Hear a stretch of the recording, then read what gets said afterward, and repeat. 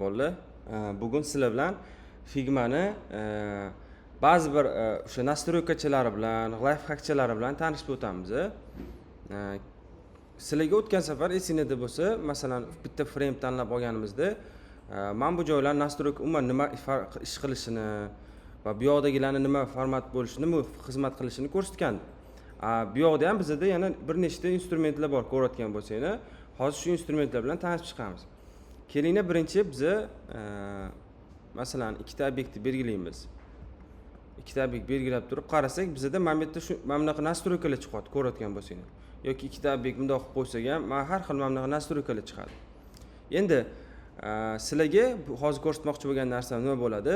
Misol uchun Photoshopda yoki Illustratorda ham maska bor, Photoshopda ham maska bor. Biron bir obyektni kerakli joyini belgilab olishingiz kerak, ortiqcha joyi kerak emas sizlarga. Misol uchun rasmni olib turib, mana frame ga qo'yishingiz mumkin, lekin frame da buni qanaqadir shaklga qo'ya olmaysizlar-da, misol uchun qiynalasizlar. O'sha holatda sizlarga mana shu instrument yordamga keladi. Ya'ni biz bitta o'sha o'zimizga belgilab olmoqchi bo'lgan obyektni mana aylana qilib qo'yganman. Obyektni men belgilab olamiz. Qaysi tarafini qoldirmoqchimiz, qolgan tarafini masalan olib tashlamoqchimiz. O'sha obyektni belgilab olamiz-da, bu obyektni pastga tushirib yuboramiz. Pastga tushiramiz. Rasmdan pastga tushiramiz. Rasmni esa tepaga chiqaramiz. Endi tagidagi shape bilan, o'sha shakl bilan rasmni bitta qilib belgilab olib, bizda mana bitta yarim aylanani yarim oy sifat bo'lib turgan instrument bor. O'sha instrumentni bitta bossak, nima qilyapti ko'rishingiz mumkin. Kesib, mana bu joyda maska qilib beryapti. Pram, lekin kesib olmayapti. Shuni ham uchib tutqininglar. Bu ani birga bir kesib olmayapti-da. Sizlar buni maskani ichida turaveradi. Mana bunaqa qilib o'zingizni surib, bu yoqdan bu yoqqa surib, qanaqadir shakl qilib berishingiz mumkin bo'ladi. Plus bundan tashqari mana shu shaklni o'ziga ham effektlar yoki biron bir soya, shadowlar bera olishingiz mumkin bo'ladi. Bu bo'yicha tushundinglar. Ikkinchi masala bizda bor. Bu bizda ko'rishingiz mumkin. Undan keyin ham o'zi hammasini qaysidir o'rinda bosganda chiqib keladi-da. O'shalarni ko'ramiz. Misol uchun endi biz frame ga o'tamiz. Kelinglar, frame ga o'tmaymiz-da, boshqa bitta obyekt tanlab olib, mana bu yerdan ko'ramiz. Ikkinchi ko'rayotganimiz oyni tushundik. Endi mana bu shakl bor, ko'rasizlar. Bu shakl nima degan savol tug'iladi sizlarda. Bu shakl nima qiladi? Bu shakl mana shunaqa shape'larni, ortiqcha joylarni kesib olib tashlash uchun xizmat qiladigan gatovoy instrument. Sizlarga o'tgan safar esingizda bo'lsa, o'zi spetsial instrument bilan men ortiqcha joylarni kesib tashlashni ko'rsatdim. Figmada yangi fishka bu, yaqinda qo'yildi, ko'p bo'lmadi dedim. Oldinlari o'sha fishka bo'lmaganda dizaynerlar mana shu mana bu yerdagi instrumentlarni ishlatishgan. Bu yoqda nima qiladi? Birinchisi union. Bu bitta bossangiz, mana shu ikkita shape obyektingizni mana bitta qo'radi. Ko'rasizlar? Bitta qo'radi, lekin shuni hisobi bor. Bu narsa obyektinglarni birga bir yopishtirib olmaydi. Ya'ni bitta qo'rmaydi. Nima deydi? Qo'pol qilib aytganda nomiga bitta qo'radi bo'ldi, lekin pasovchi tegi ikkita bo'lib ajralib turgan bo'ladi. Tushunasizlar? Misol uchun endi kelinglar, o'shani boshqa tayyor instrumentlari ham bor, ularni ham ko'ramiz. Masalan, belgilaymiz endi. Mana bu yerda strelkachani pastga bossak, subtract bor, keyin mana bunaqalari bor. Keyin ikkinchisini ko'ramiz. Ikkinchisini bosganda ko'rasizlarmi nima qilyapti? Bunda uje funksiyasi qanaqa bo'lyapti? Mana bu turgan ortiqcha obyektni, ustida turgan, tagida turgan obyektni olyapti-da, kesib tashlayapti. Ya'ni uje ustida turgan obyekt shundoq ketyapti-da, tagida turgan obyektni mana shakli bilan qolyapti. Men bu yoqqa istasam dumaloq qilmasligim mumkin. Misol uchun men bu yoqqa aytaylik yulduzcha qilishim mumkin. Mana bunaqa yulduz qilishim mumkin. Va ikkalasini belgilab, mana shu instrumentdan foydalansam, ko'rasizlarmi? Mana shunaqa shakl bo'lib qolyapti. Bu yoqda ham ko'rishingiz mumkin, obyekt yo'qolmagan, как maskadek sifat qilib buni qilib. Ya'ni bunda obyektningni buzilib ketmaydi. Masalan, Illustratorda xuddi shunaqa instrument bor edi, sizlarga ko'rsatgandim. Illustrator полноценный bitta qo'radi, bo'ldi. Keyin uni qayta tiklay olmaysizlar. Ammo Figmada shunaqa funksiyasi bor, buni qayta tiklay olasizlar. Misol uchun sizlarga yoqmay qoldim, olib turib mana bunday qilib to'g'rilab o'rsanglar bo'ladi mana qilib. Ko'rasizlar? O'shanaqa qilib to'g'rilasanglar bo'ladi.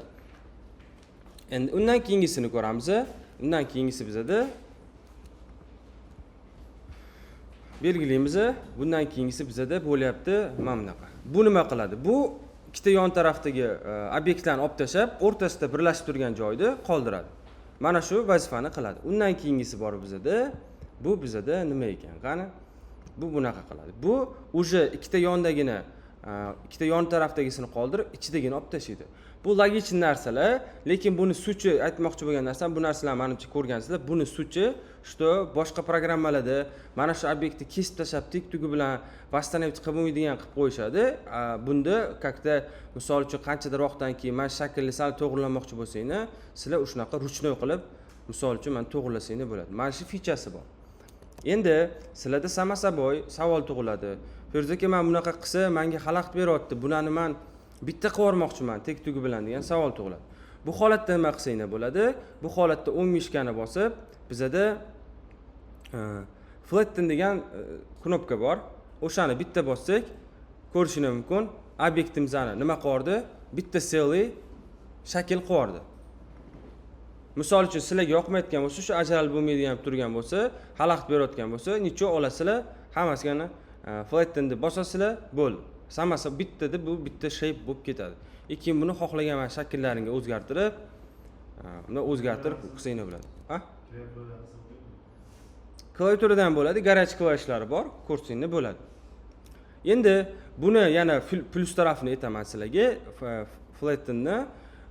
Masalan, mana bu obyektni sizlar mana shape qo'yardinglar. Endi tekst qo'ysizlar. Tekstni ham sizlar shaklga aylantirib olmoqchisizlar. Misol uchun sizlarga masalan kelinglar, A harfi bo'lsin. A harfini biz jирниroq qilamizda. Men, короче, bundan logotipni qilib yubormoqchiman. Logotipni tayyorlamoqchiman.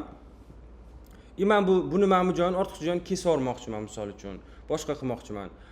Men bu yozuvni o'zgartira olmayman sammasovoy, to'g'rimi?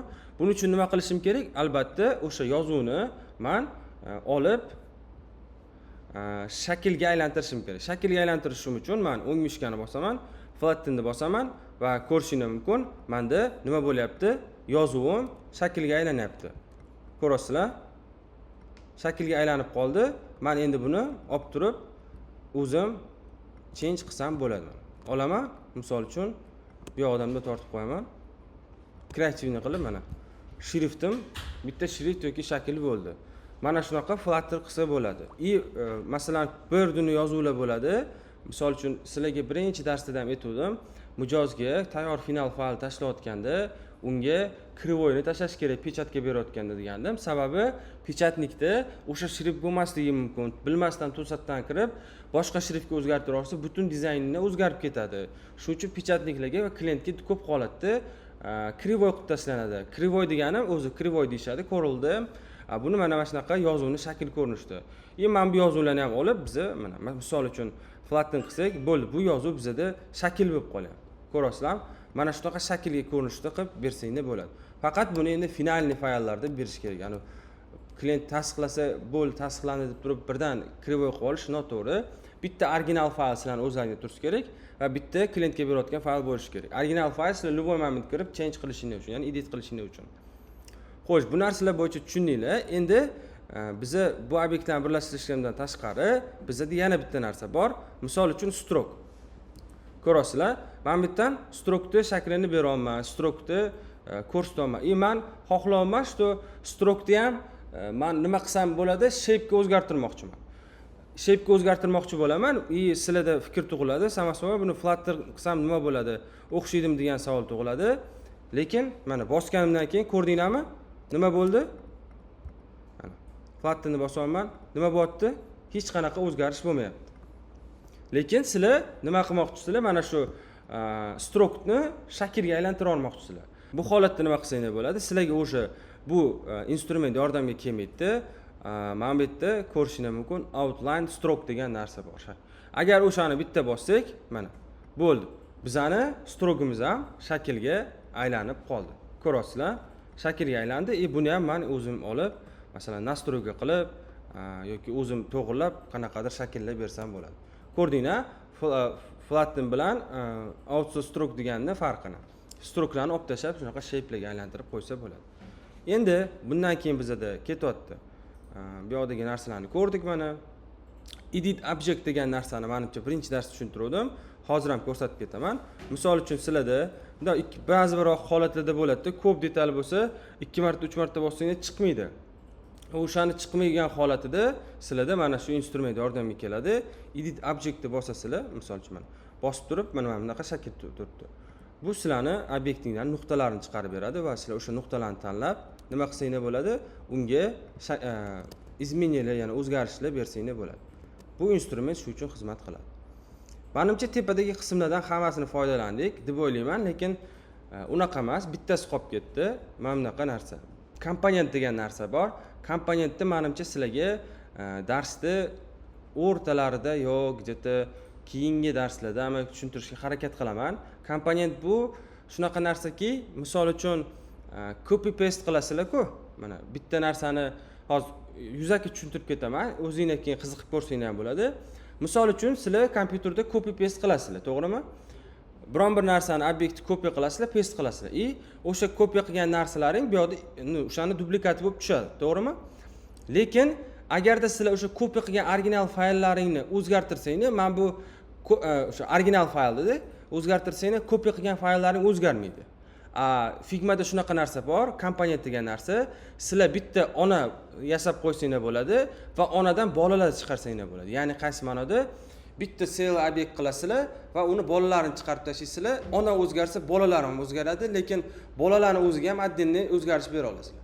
Ya'ni xuddi shu copy original faylni sizlar oddiyroq tushuntirganda o'zgartirsanglar, aytdek copy qilgan fayllar ham shunga qarab o'zgaradi. Bu nimaga kerak degan savolga ko'rgan bo'lsangiz kerak, bir nechta veb-saytlarni UI UX'ini qilayotganda ichida bir xil obyektlar bo'ladi.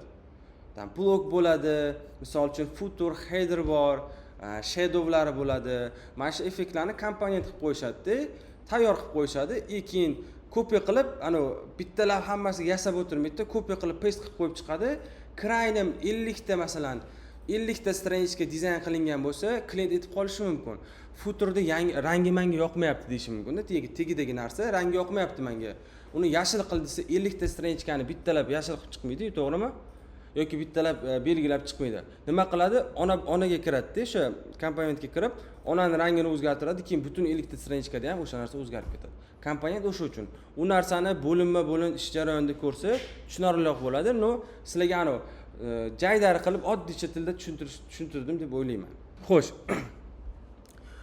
Bundan keyin biz frame ga o'tamiz.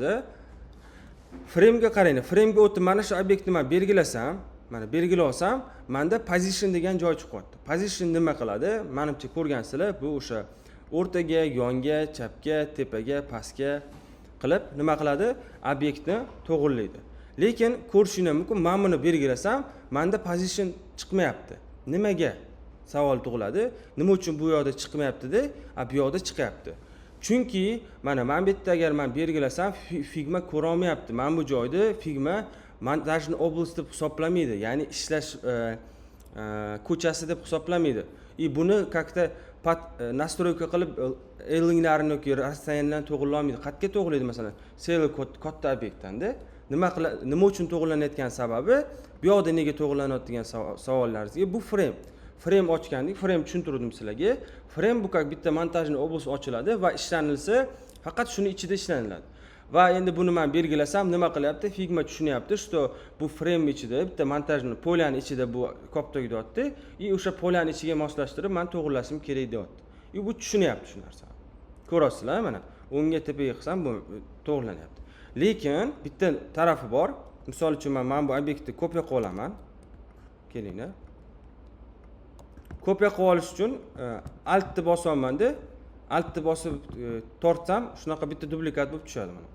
Alt ni bosib tushsam, duplikat tushadi. Lekin mana shu obyektni belgilasam, men bu yerda paydo bo'lyapti. Ko'rasizlarmi? Bittasini belgilasam chiqmayapti-da, lekin ikkitasini belgilasam chiqyapti. Shunda bu Figma nima deb tushunyapti? Figma hozir montajni oblastlaring bo'yicha emas, ikkita obyektni turish nuqtasidan kelib chiqib, sravnить qiladi endi. Ya'ni men masalan buni o'rtaga qo'ysam yo pastga qilsam, mana shu ikkita obyektdan kelib chiqib, расстояниеларni to'g'rilaydi. Shuning uchun chiqadi.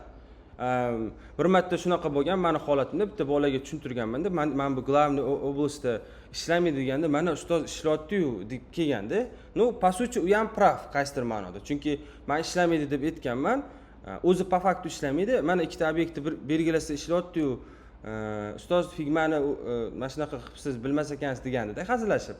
Lekin o'zi buni mazmunini ham mana sizlarga tushuntirib ketaman. Что ikkita obyektdan kelib chiqib, ikkita obyektni turish nuqta, точка nuqtalaridan kelib chiqib, bu расстояниясini to'g'rilaydi. Tushundinglar? Endi keyingisiga o'tamiz. Sal bardavroq bo'lsa ham to'g'ri tushuna olyapsizlar degan umiddaman, hammasini точно tushunish. Endi Eilingni ham bizada bir nechta tur bor bu yoqda. Misol uchun mana bitta obyektni belgilasam ko'rishingiz mumkin, faqat shu chiqyapti-da, lekin bir nechta obyekt belgilasam, bizda mana bu yerda ham yana дополнительный настройкаlar chiqadi. Bu nima? Bu narsa mana shu ikkita obyektlarning oralig'idagi balandligida masofasini to'g'rilash uchun xizmat qiladigan настройка. Misol uchun men mana buni belgilayman. Belgiladim. Men buni bosyapman, расстояниясini bir xil qilib qo'yapti. Ko'rasizlar? Lekin sizlarga savol tug'ilishi mumkin. Men bu bilan buni farqi nima deyishingiz mumkin-da. Masalan, sizlarga tuyulayotgan bo'lishi mumkin, men bu bilan bu ham bir xil qo'yadigan. Buni mazmuni nima? Bu bir xil oraliqdagi masofani bir xil qilib qo'yadi. Tidy up'ni bossanglar, bu ham bir xil qilib qo'yadi. Such nima degan savol tug'ilishi mumkin. Such bu yoqda nima bo'lyapti? Ba'zi bir holatda shunaqa bo'ladi. Bir nechta obyektlaring bo'lib yotgan bo'lsa, rastayanlar tepa pastlari ishlamasa, mana shu instrumentni bossanglar to'g'rilaveradi. Ba'zi bir holatda ishlamaydi bu. Ko'rdingizmi, boyagi belgilaganimda to'g'rilamadi. Prosta oraliqni to'g'rilab qo'ydi. No, ba'zi bir holatda mana shu ishlaydi. Shu sizga avtomatik tayyor решениече beradi-da Figmani o'zi. Ya'ni ruchnoy to'g'rilab o'tirmaysizda, avtomatik o'zi решение beradi, shular bilan qilaverasiz. Buni tushundinglar, bu oraliqdagi masofalarni ham tushundinglar. Endi ketdik, buni biz chiqarib tashlaymiz va bu yerga rasm tushiramiz bitta. Rasm tushiramiz va rasmni tushirganimizda bizada mana bu yerda bu narsalarni tushundinglar, menimcha razmeri bu razmer emas, bu positioni. Menimcha sizlarga bu kerak emas. Buni ruchnoy qilsanglar ham bo'ladi. Unda tortib o'ng chapga to'g'rilab ruchnoy qilsanglar ham bo'ladi. Pastdagisi bizada nima bo'lyapti? Gradusi, necha gradusga rotate qilishi. Ikkinchisi bizada avtomatik rotate qilishi, ya'ni gradus o'zi mana 90 gradus, 180, 360 gradus bor. Mana shunaqa o'zi avtomatik aylantirib beradi. Misol uchun sizlarda aylantirish точно aylantirmoqchisizlarda, короче, vaqtlaringizni sarflamang. Nima qilasizlar? Tirs qilib, mana bunaqa qilib aylantirib tashlasangiz bo'ladi.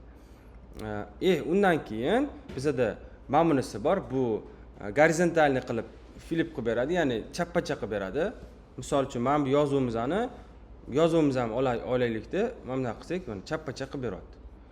Bunisi bo'lsa vertikalniy holatda tepa past qilib, chap qilib beradi.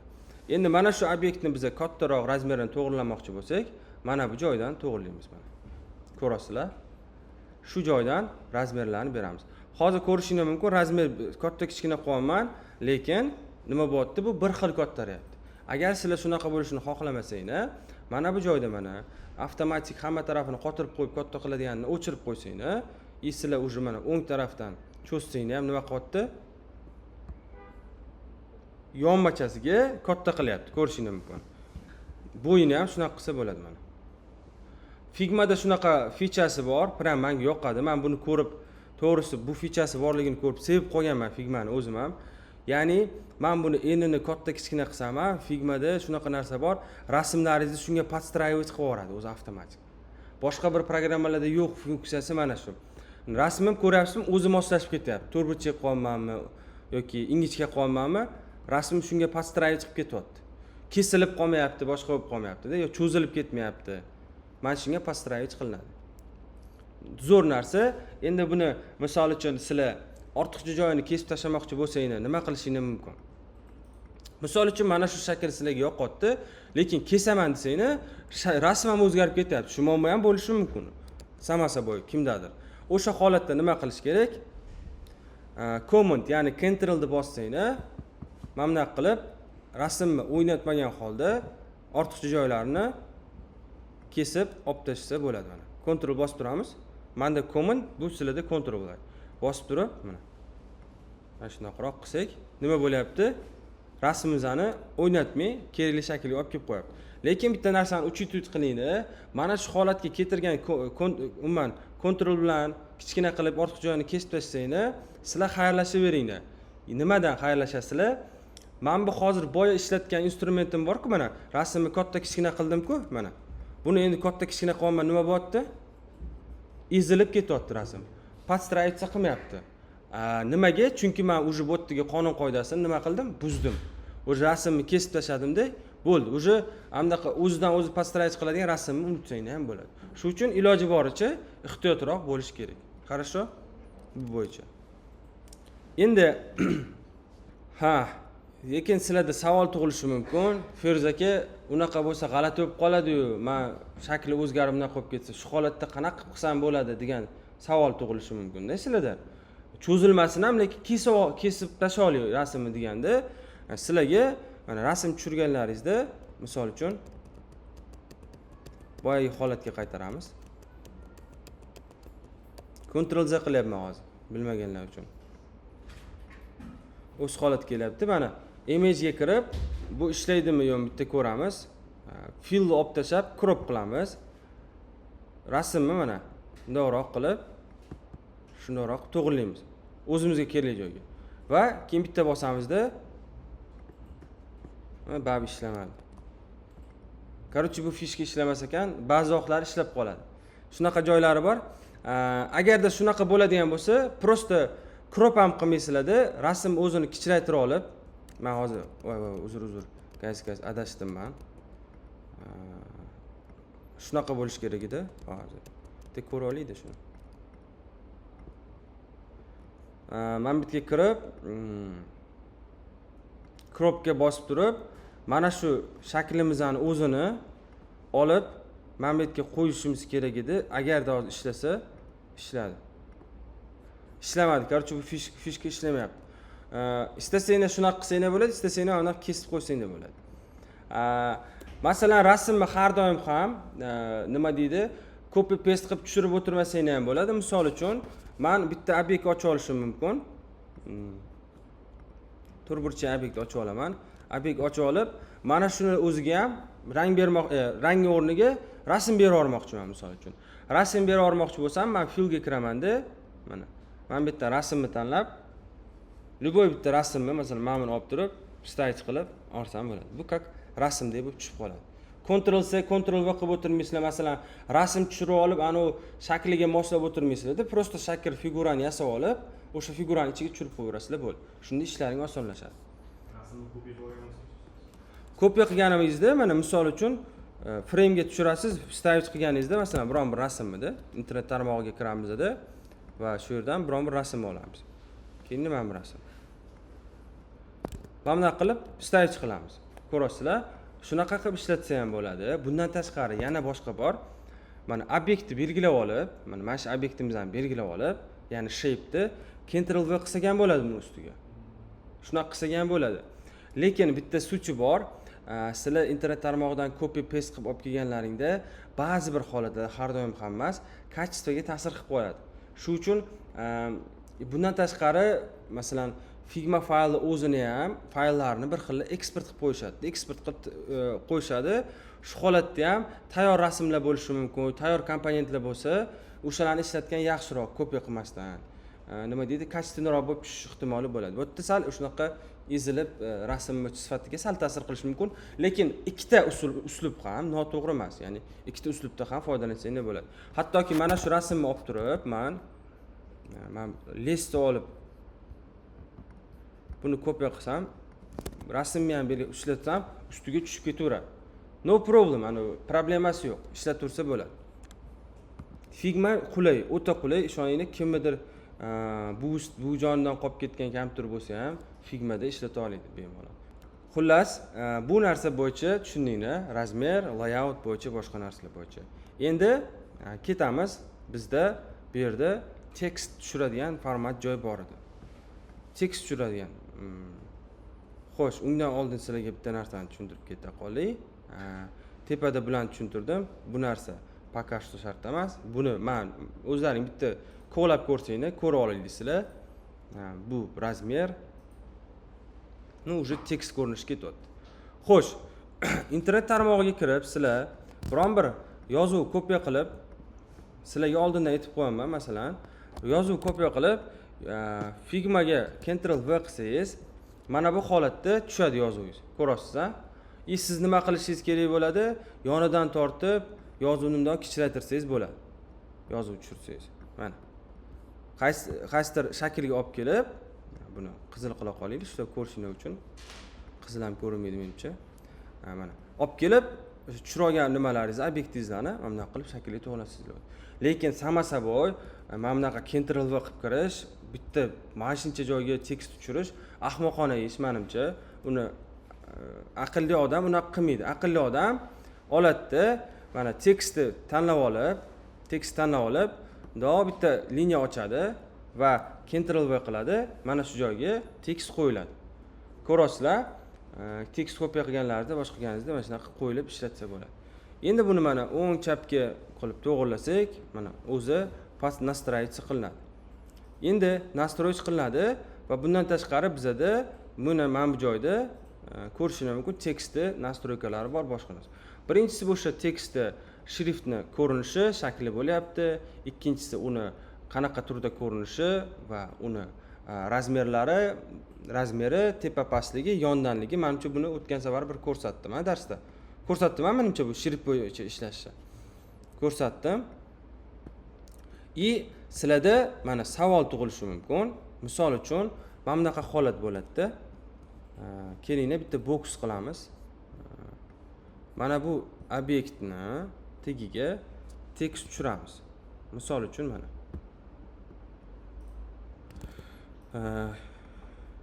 Bo'ladi, mana shu tekst tushiramizda, faqat yo'q, keling.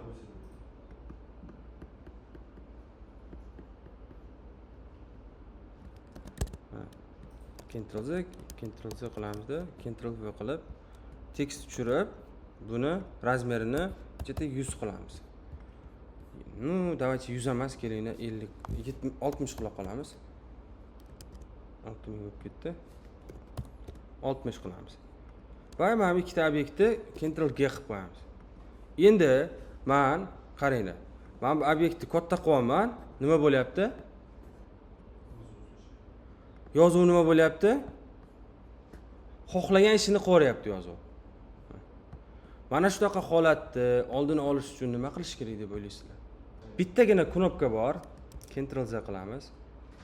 Misol uchun bizada mana shu shrift bor. Mana shu shaklga qo'yganmiz, pad center qilib qo'yganmiz buni. Tepa past qilib, ya'ni K harfi bor, angliyskiy K. O'shani agarda biz bosdik, yon tarafda bizda mana bunaqa narsa chiqadi. Bu nima degan savol tug'iladi. Bu xullas hech qanaqa obyektingizdagi figuralarni yoki qanaqadir effektlarni yoki soyalar yoki mana bunaqa stroklar bo'lishi mumkin, boshqa narsalar bo'lishi mumkin. Buzmasdan turib katta qilishni ko'rsatadi. Endi nima bo'lishi mumkin? Mana bu yerda hozir men K knopkasini bosib turib kichraytiraman. Ko'rishingiz mumkin nima bo'lyapti? Mana bu yerda yozuvimga ham, rasmimning shakliga ham hech narsasiga ta'sir qilmay, bu nima qilyapti? O'zgaryapti. Mana. Agarda men hozir buni X qilib tashlasam va yana dal katta qilaman desam, ko'rasizlar, mana shunaqa o'zgarib ketyapti. Ko'rdinglar? Mana. Yana ba'zi o'sha o'zgarib ketyapti. Va men yana K ni bosib turib, bu yoqdan agarda men o'zim определённый bilgan razmerim bo'lsa, bu yoqda ruchnoy kiritsam bo'ladi yoki mana bunaqa qilib katta kichkina qilsam bo'ladi yoki o'zi razmeringiz точный bo'lsa, o'shani prost 2x ga 3x ga katta qilmoqchi bo'lsangiz, olib turib mana bu yerda prost 2x yo 3x qilasiz. Bo'ldi. Avtomatik 2x yo 3x ga ko'payadi. Bu degani 200 piksel bo'lsa, 2 ga ko'paytirsa 400 piksel bo'ladi. Xullas, shuni vazifani bajaradi. Tekst bo'yicha tushundinglar va rasm tushirgandagi holat bor. Mana rasmni bitta sizlarga ko'ra olamiz. Rasmni mana belgilagan joyim bor. Rasm ishlash bo'yicha mana chetlarni men avvalniroq qilmoqchiman. Chetini avvalni qilishim uchun menda o'zi mana bu yerda tayyor bor. Ko'ryapti mana bu. O'shani olib turib mana. Masalan, o'ng qilib Menda ishlamayapti cho'ta. Lekin mana bunda tortsangni ladni menda ishlamadi. Ну, ничего страшного, sizlarda ishlash kerak. 10 qilib yoki 50 qilib mana bunaqa avvalnisini to'g'irlasanglar bo'ladi. Avvalnisini to'g'irlasanglar bo'ladi. Savol tug'ilishi mumkin. Bir tarafini ko'proq, bir tarafini kamroq qilishim kerak desa, sizlar aniq bilaman, bilmaganlar mana bunaqa ruchnoy to'g'irlashga harakat qiladi. Lekin sizlarga unaqa qilmanglar deyman. Uning uchun prosta obyektni belgilaymiz, mana shu aylana joyini olib turib, mana bu yerga bitta bossak, 4 tala tarafini ham chiqarib beradi. 0 qilamiz, bu yoqni ham 0 qilamiz. Bo'ldi. Masalan, misol uchun mana bunaqa shakl qilib chiqarsak bo'ladi. Ko'rasizlar? Shunaqa qilsak bo'ladi. Endi rasm bilan yana nima ishlaydigan bo'lsak, bu yoqda mana ko'rishingiz mumkin. Rasm menda qo'yildi, misol uchun fil bo'limiga. U ikkinchi darsda aytdim, rang ustiga rang yoki rasm ustiga ham yana rasm qo'ysa bo'ladi. Unchalik yaxshi fishka emas, lekin ishlatsa bo'ladi degan, yodingizda bo'lsa. U qanaqa bo'ladi? Misol uchun men mana buni hozircha 0 qilib turaman. Ustiga bitta rang tashlayman. Rang ham masalan qizil qilib qo'yishim mumkin. Qizil qilib nastroyka qilib qo'yishim mumkin yoki qop-qora qilib buni men 100% qilib qo'yishim mumkin. Masalan 90% qilib qo'yishim mumkin. Yoki misol uchun 70% qilib qo'yishim mumkin. Ustiga naложение qilib yoki men buni olib turib, mana bu rangimni gradientga almashtirib, misol uchun men bu joyini 0 qilib, tegini 100% qora qilib yuborishim mumkin.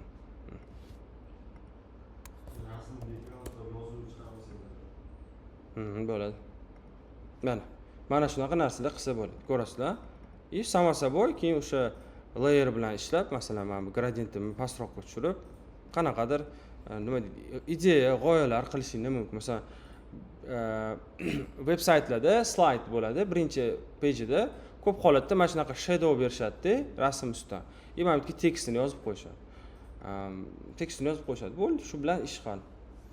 Mana shuni sizlarga misol tariqasida ham keltiraman. Internet sal sekin ishlayapti, shuning uchun xafa bo'lmaysizlar. Mana bu joyda ham adashmasam mana shu effekt berilgan.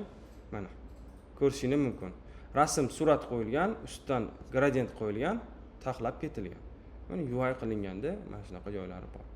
Men bularni ham mana rasm ichiga qo'yib ketilgan, boshqa qilingan. Zo'r featurelari bor. Xudo xohlasa, bittami ikkita proyekt olyapmiz. O'sha proyektlar o'xshasa, o'sha yerdan UI UX'lardan foydalanamiz. Ko'rasizlar, Illustratorda nafaqat UI UX va вообще ko'p narsa qilsa bo'ladi. Tushuninglar degan mana bu yerga mana shakl qo'yishganda rasmni shu yerga tushirishgan. Ketdik. Endi keyingi bizda feature nima bo'lyapti? Men buni tushundinglar. Masalan, men bunda ham hozirlar tekstni ham katta qilaman desanglar, mana o'ynab ketayotgan bo'lishi mumkin, lekin sizlardan shakl qanaqadir qolishi kerak, prosta katta qilishni kerak bo'lsa, boya aytgandek K harfi bilan katta kichikni qilsanglar bo'ladi. Endi bizda nima ketyapti yana? Bizda keyin mana bu yerda naложение degan narsasi bor. Ya'ni misol uchun men bu narsani naложить qilib qo'ymoqchiman, qaysidir suratni ustiga, misol uchun.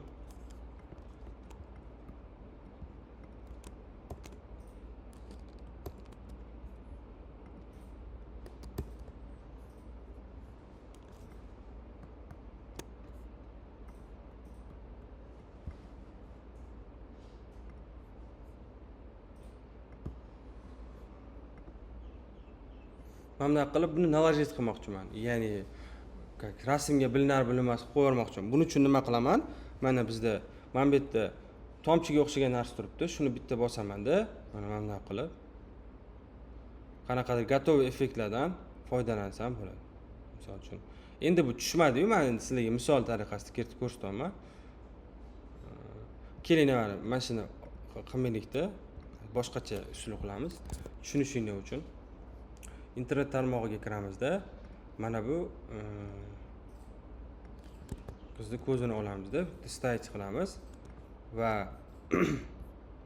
bitta ellips ochib olamizda, ellips ochib olib ko'ziga qo'yamiz.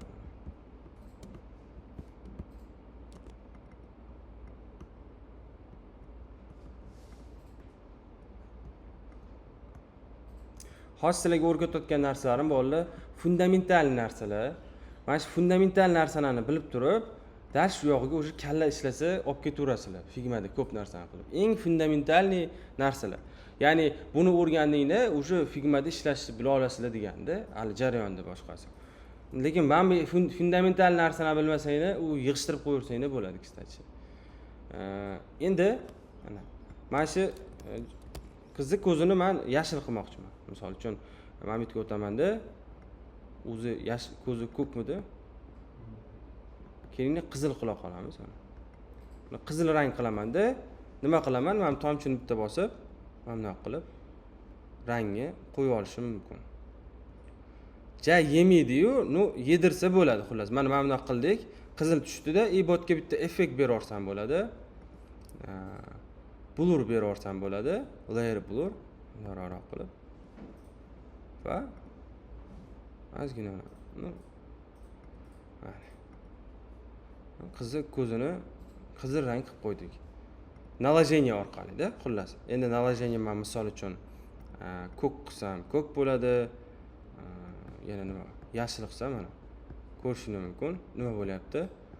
Avtomatik rangi o'zgaryapti. Bo'ldi. Mana bilinmayapti-da, ko'rayotgan bo'lsangiz. Uzoqdan qaraganda bilinmaydi. Yaqinlashtirsa sal bilinadi, such uncha bilinmayapti. Bo'ldi. Hammasi hal. Misol uchun endi buni men chetini, burnini men aytdimda kesib, buni bitta gruppa qilib olib, Ctrl G gruppa qilib oladi, aytgancha, bilsangiz kerak. Flip horizontal qilib olaman. Ctrl C. Keyin Ctrl V qilaman.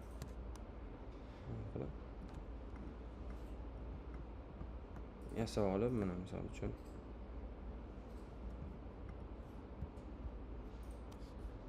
shunaqa xullas shunaqa narsalar qilsa bo'ladi. Buni ham mana olib turib, ko'zini boshqacha shakl qilib qo'yib, qanaqadir ishlatsanglar bo'ladi, naложение qilib. Ko'p featurelari, o'sha naложение deganda tushundinglar. Figmada shu bitta not tarafi bor. Mana shu naложениеlarni sizlar avtomatlashtirilgan, ya'ni tayyoridan foydalanasizlar. Photoshop dasturida u narsani chek-chegarasi yo'q. Sizlar Photoshopda xuddi shu hozir bular tayyor bergan narsa bor-ku, xuddi shunaqadan foydalansanglar bo'ladi. Juda ham soni ko'p bo'ladi. Va bundan tashqari o'zingni ham yasay olasizlar shunaqa naложение. Buni ham hali nasib bo'lsa ko'ramiz Photoshop darslarida, boshqalarda. Endi bundan keyin bizda nima ketyapti? Kelinglar bitta ko'rib olamiz. Naложениeni tushundik, atroflarni qilishni tushundik va bizda obyekt ochamiz. Obyekt ochib, bizda fill bor ekan. Fillni tushuntirdim. Menimcha ranglarni o'zgartirish, boshqa narsani. Fillni menimcha sizlarga bir ikki narsalarni tushuntirmadim. Misol uchun bu qizil bo'lsa, sizlar botda o'zida fillni o'zida unga gradient bersanglar bo'ladi. Va gradient o'zi radial, angular, diamond degan ko'rinishlari bor. Shakllar berib, sizlar gradientni to'g'irlasanglar bo'ladi. Qanaqadir effektcha qilib, mana shu gradient qo'ysanglar bo'ladi. Gradientni menimcha YouTube'ga shunday kirsanglar, 3 minutlik videoda gradient nimaligini tushunib olasizlar, spokon. Qidirsanglar. O'zbek tilida ham bor. Mana ana qaysidir bironta o'sha Instagramda ham Ustoz Feruz anaqasidan kirsanglar, shu yerda ham gradientni tushuntirib o'tib ketganman. Mana gradient bersanglar bo'ladi. Bundan tashqari mana bunaqa har xil abstraktni shaklchalar bersanglar bo'ladi, nuqtali. Bundan tashqari surat qo'ysanglar bo'ladi va bundan tashqari video lavha ham qo'ysanglar bo'ladi botga. Video qo'yib o'tirmanglar Figmaga hamma proyektlaringga. Video nimaga qo'yiladi? Bironta proyekt qilinayotgan vaqtda, misol uchun UI UX ni qilayotganda, shuni bosganda video chiqadi degan ma'noda qo'yib ketiladi. Klientga bosganda video chiqishini ko'rsatish uchun. Video qo'yib nagruzka qilib o'tirmanglar anaqalaringni. Ishlaydi.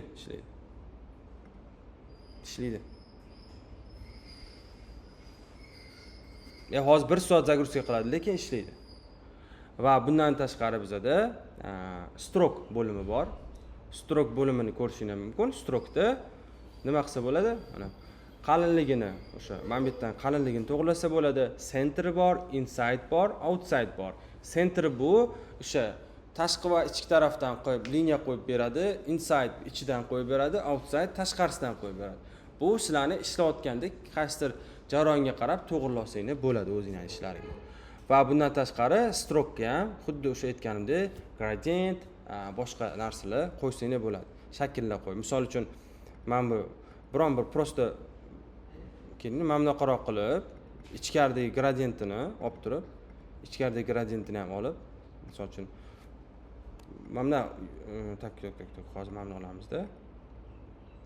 Buni white qilamiz. Yana bitta shakl tushiramiz. Gradient qo'yayotganda mana bunaqa qilsanglar ham bo'ladi. Mana o'rtasiga tushirib turib, agarda har doim ham ishlamaydi bu falokat.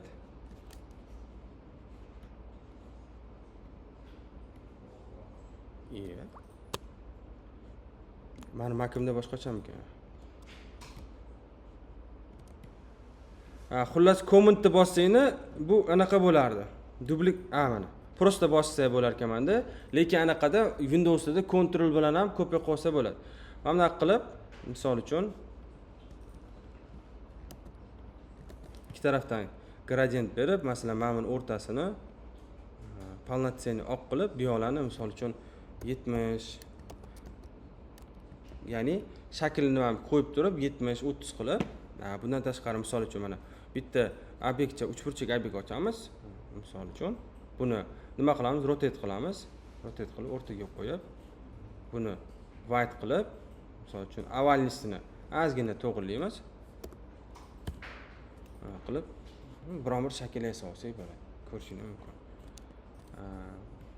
Va o'sha shakllarni ham mana Eling bilan to'g'rilasa bo'ladi. Va bundan tashqari dalish ketamiz. Ketdik.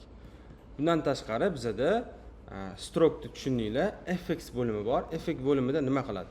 Effect bo'limida bizda inner shadow bor, drop shadow bor, layer blur bor, background blur bor, noise bor, texture bor.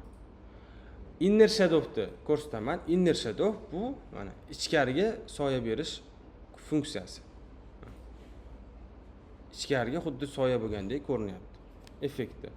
To'liq tushuntirib o'tirmayman, chunki uni o'zingizga borib ham ko'rsangiz bo'ladi. Drop shadow.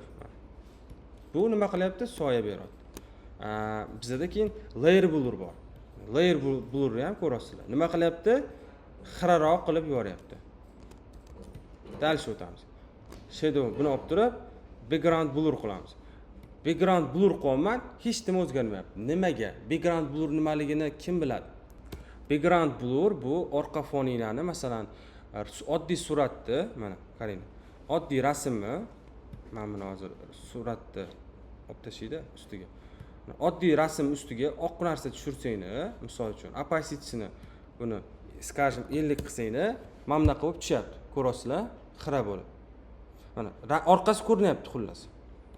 Endi buni biz 50 qilamiz, buni tushirsak, ko'rasizlarmi razitsani?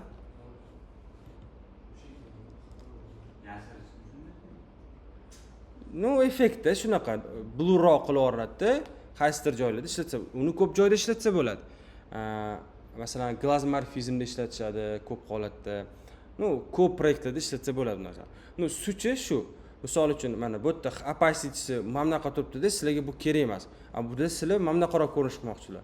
Olib turib buni masalan 30 qilib ham yoki 10 qilib ham misol uchun mana bunaqaroq qilib effekt berib, takoy bagatroq qilib qo'ysangiz bo'ladi. Buni effektini mana tushirsangiz ham bo'ladi.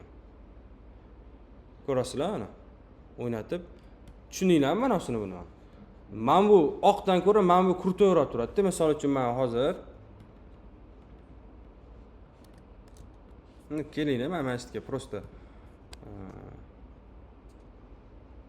Jidu deb yozamiz. Yo'q, o'zim ismim yozaman. Ferozbek. Hamma joyga Jidu bo'ladimi? Va yozuv jizniroq qilaman. Misol uchun harfni kattaroq qilaman, katta harf qilaman. Bunga bitta effect shadow beraman. Mana shuni keyin prosta mana bitta kopiya qilib qo'yaman. Qaysi biri kruto смотрится. Bundoq qaraganda-da. Mana bu вообще bogatroq, takoy boshqacha ko'rinadi. Bu mana shu xizmatni qiladi. Tushuntira oldimmi? Keyin ertaga nima qiladi desam o'tirmanglar. Va bizda background bor, noise bor keyin. Noise nima? noise ham background blurga o'xshagan narsa, faqat u noise ni men sizlarga ko'rsatganman, aniq bilaman Illustrator darsida. U liniya bir nimalar berganda ustini yashira olish uchun noise qo'ygandik esinglardami? Bundan keyin bizda bor tekstura. No, tekstura не важно. Bu patternga o'xshagan narsani qo'yishadi. Bu shart emas faqat sizlarga. Ishlatmaymiz. No, suchini bu yoqdagina ham tushundinglar. Va bizada nima bo'lyapti? Misol uchun endi keling mana shu Firstbekni o'rtaga qo'yamizda. Buni bitta gruppa qilamiz. Va bizda nima bo'lyapti? Mana bu yerda export degan knopka chiqadi. Ha, keyin Figmada shunaqa zo'r featuresi bor. Misol uchun mana bu obyektni belgilab olsanglar, obyekt belgilab olgandan keyin mana bu joyda ishlatilgan suratlarning ranglarini ko'rsatadi. Va o'sha rangni olib, misol uchun mana shu qora rang yonga kelaysiz, mana bu yerga mana knopkani bosasiz, o'sha yerga yo'naltirman deysiz, bitta yo'naltirasiz, mana shriftga mana shu rang ishlatilgan joyga sizlarni olib kelib qo'yadi. И bu yerdan keyin change qilsangiz bo'ladi yoki misol uchun oq rangni ham, mana bu rangni ham o'zgartira olsangizlar bo'ladi bemalol. Va bundan tashqari endi masalan men buni tushundinglar, export degan joyi bor. Export bizada 1x bor, 1.5x, 2x bor. Buni tushunasizlar menimcha, o'sha bitta razmer bo'lsa, o'shani 2, 3 ga, 4x ga ko'paytirgan holati. Bu yerda keyin bizani PNG, JPEG, SVG va PDF formatda eksport qilishlar bor. Masalan, men PNG formatga eksport qilmoqchi bo'lsam, tanlayman, nom beraman va save qilsam, avtomatik o'zi mana shu obyektga tushiradi. Hozir menga bunaqa obyekt bor dedi, sababi qayerdadir shu nom bilan tushirganman. Uning uchun men nima qilishim kerak? Nom berishim kerak va keyin saqlanib qilsam, saqlanish bo'ladi. Va keyin shu joyga kirib, qayerga tushdi? Mana obyektim tushib oldi. Bemalol uje ishlatishim mumkin. Men Telegram tarmog'iga bunda tashlasam, ko'rishingiz mumkin. Ko'rdinglar? Va eksport mana tushundinglar, bu yoqdagi narsalarni ham tushundinglar, menimcha. Keyin boshida tushuntirganim bor, mana rangini, butun montaj oblastini rangini to'g'rilasanglar bo'ladi. Bu yo'q hal. Endi bitta prototype degan narsa bor. Prototype sizlarga пока что kerak emas. Prototype bu klientga biron bir sayt qilsanglar, uni prezentatsiya qilishda ishlatiladigan narsa. Uni ham bir ancha darsdan keyin UI UX qilayotganda ko'rishimiz mumkin. Endi keyingi darsda biron bir narsa yasaymiz. Shu bilan darsimiz tugadi.